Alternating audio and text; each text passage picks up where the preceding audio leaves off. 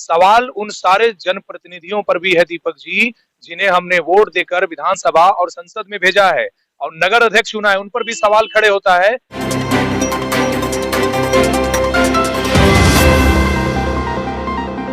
आप देख रहे हैं डीआर मीडिया की सबसे बड़ी कवरेज और रिपोर्ट। जैसा कि आप देख रहे हैं कि NH 98 जो है कि यह जो है कि बाईपास जो है कि निकला हुआ है और यहाँ पर जो स्थानीय रायत है जिनकी जमीन गई है उनकी जो है कि नहीं उचित मुआवजा दी जा रही है और ना ही कोई प्रावधान किया जा रहा है। जैसा कि आप जानते हैं कि जब बटानी डैम बना था तो उसके तहत जो है कि पूर्णवास में जमीन दे करके और जो है कि रायतों को राहत दी गई थी, बसाया गया था। तो आज जो यह स्थिति बनी हुई है, यहाँ पर ग्रामीण जो है सड़क को जाम किया है। हाईवा उधर कैमरे से फोकस करेंगे कि हाईवा जो है कि वहाँ पर रोक दिया गया है, परिचालन को रोक दिया गया है। यहाँ के स्थानीय ग्रामीणों से जो रैयत है इनसे वास्तविक जानते हैं इनकी राय की कठिनाइयां क्या है, परेशानियां क्या है, क्यों जो है कि यह स्थिति जाम की बनी हुई है। तो इनसे रूबरू कराते हैं, बात करवाते हैं।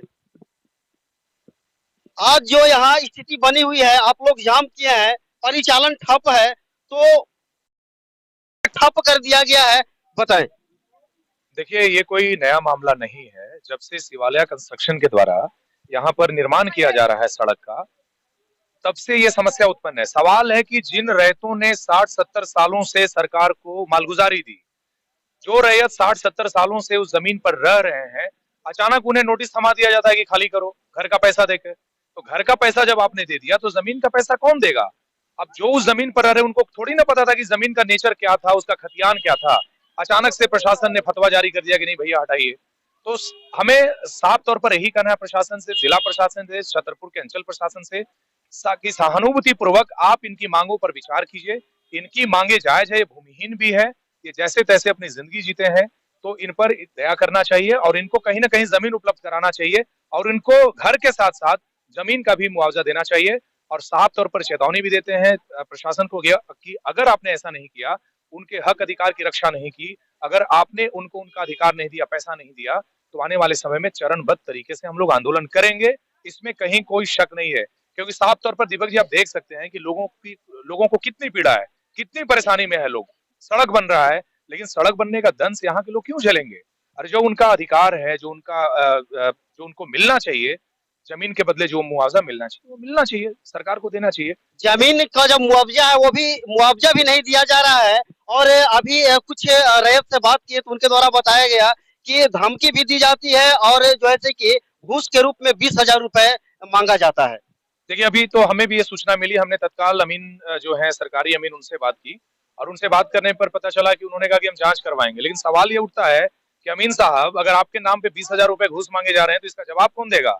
कहीं ना कहीं आप पर कार्रवाई के लिए हम लोग ऊपर बढ़ेंगे, डीसी साहब से कंप्लेन करेंगे, चीफ सेक्रेटरी साहब से बात करेंगे, जरूरत पड़ेगा तो सीएम को भी बताएंगे। ये बहुत बड़ा मसला है कि आप जबरन आप जमीन नहीं ले सकते, आप रिश्वत नहीं मांग सकते। अगर आपको ज्यादा ही अगर आपको गर्मी दिखानी तो गोली चला कर ले लीजिए ना, आप चलाइए गोली, हम लोग रहेंगे, सीना खोल के रहेंगे आपके सामने। लेकिन जबरन हम लोग जमीन आपको नहीं लेने देंगे तब तक जब तक कि आप गरीबों को उनका हक नहीं देते हैं दीपक जी। तो साफ तौर पर यही है कि आपको न यहाँ रिश्वत मिलेगा और ना ही आपसे कोई डरने वाला है, आपकी धमकियों से डरने वाला है।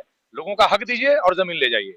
आज लगभग जिस तरह से इन लोग को 6-7 माह से बरगलाया जा रहा है, उचित मुआवजा दिया ही नहीं जाएगा और रैयत उस तरह से बड़े रैयत नहीं है कि यहाँ जो है कि कुछ भूमि चला जाए तो दूसरे जगह जो है कि अपना जो है कि आशियाना बसा लेंगे। तो सबसे बड़ी समस्या है कि जितने भी असहाय परिवार है, यानी कि जमीन को चल जाने से गरीबी की स्थिति तो पहले से थी और आज भी है, लेकिन उचित मुआवजा भी नहीं दिया जा रहा है। तो बताइए इसमें किस तरह से जो है कि यहाँ के जो स्थानीय व्यक्ति हैं क्या करेंगे? नहीं, बिल्कुल बड़ा सवाल है दीपक जी, इसीलिए तो हम लोग यहाँ खड़े हैं, इसीलिए तो इनकी समस्याओं के साथ हम लोग भी अड़े हैं। अरे कहते हैं ना कि कोई भी मुश्किल बड़ा नहीं, हारा वही जो अड़ा नहीं। अगर ये अड़ेंगे तो जीतेंगे, अगर अड़ेंगे नहीं तो हारेंगे। लगभग ये 6 महीने से इस इलाके में यही स्थिति है। कोई सिर्फ मसीहाने की स्थिति नहीं है, बैरियाडी से उठा लीजिए, कर्मा कला से लेके कौवल तक यही स्थिति है। अंचल कार्यालय की मनमानी से लोग इतने परेशान है कि लोगों की परेशानी का कोई सीमा नहीं है। और सवाल ये उठता है कि आखिरकार इन अधिकारियों को किस लिए बनाया गया? इन अधिकारियों को इसलिए पदस्थापना की गई है कि आप लोगों की समस्याओं को दूर कीजिए, उनकी जो मांगे उनको पूरा कीजिए, और नहीं करिएगा तो भैया आंदोलन तो होता रहेगा। और लोकतंत्र में आंदोलन करना अपनी भी जो अपनी अभिव्यक्ति का अधिकार है हमें मिला हुआ, हम लोग करेंगे सीधे तौर पे, इसमें कोई शक नहीं है।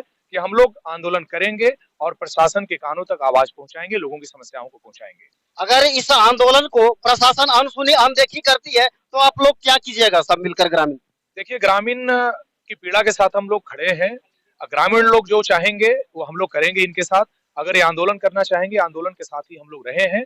लगातार आंदोलन कई इलाकों में हुआ है, हम लोग खड़े रहे हैं। प्रशासन को हम लोगों ने ज्वलंत समस्याओं से अवगत कराया है और इस बार भी हम आपको बता दें कि आंदोलन होगा। अगर इनके अधिकारों की रक्षा नहीं की गई, इनको उचित मुआवजा नहीं मिला, चाहे जमीन का हो या घर का हो, तो आंदोलन तो होगा। या तो आमरण अनशन होगा या फिर सड़क जाम करेंगे हम लोग, सीधी सी बात है। जिस तरह से यहाँ पर देख रहे हैं, यानी कि यह जो स्थिति बनी हुई है, परिस्थितियां है, वह तो अनशन होगा ही, क्योंकि यहाँ पर जो स्थानीय ग्रामीण है जिनकी जमीन चली गई, आशियाना उजड़ गया, उनकी अगर उचित मुआवजा नहीं दी जाएगी तो ग्रामीण करेंगे का। जिस तरह से यहाँ पर देख रहे हैं कि हाईवा परिचालन को बंद कर दिया गया है, यह बंद ठप कब तक रहेगा? देखिए, ये तो ग्रामीण तय करेंगे। हम लोग तो इनके साथ खड़े इसलिए हैं कि इनकी समस्या बहुत गंभीर है। अगर इनकी समस्याओं को अगर राज्य स्तर पे, जिला स्तर पे हम लोग नहीं पहुंचा पाए, तो आखिर इनकी आवाज कौन बनेगा? आज 75 सालों से छतरपुर इलाके की जो स्थिति है, किसी से छुपी है क्या?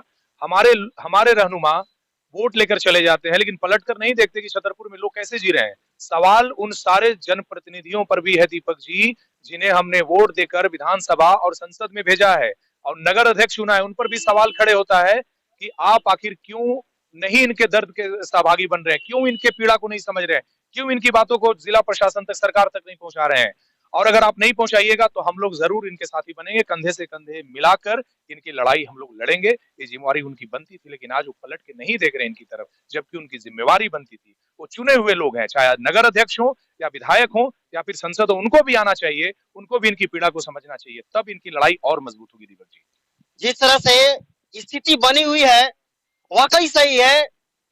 किसी भी प्रतिनिधियों के द्वारा जो वर्तमान अभी है, किसी के द्वारा यहाँ पर जैसे कि ध्यान आकृष्ट कराने के पश्चात भी ध्यान नहीं देते हैं, लेकिन अब वह समय भी आप लोग के पास आ चुका है जल्द ही, और आप सतर्क और स्वतंत्र होकर, निष्पक्ष होकर और वैसे व्यक्ति का चयन करें जो आपके साथ जैसे आज खड़ा है वैसे कल भी आपके साथ कदम से कदम मिलाकर खड़ा रहे। आप लगातार देखते रहिए डीआर मीडिया झारखंड। धन्यवाद।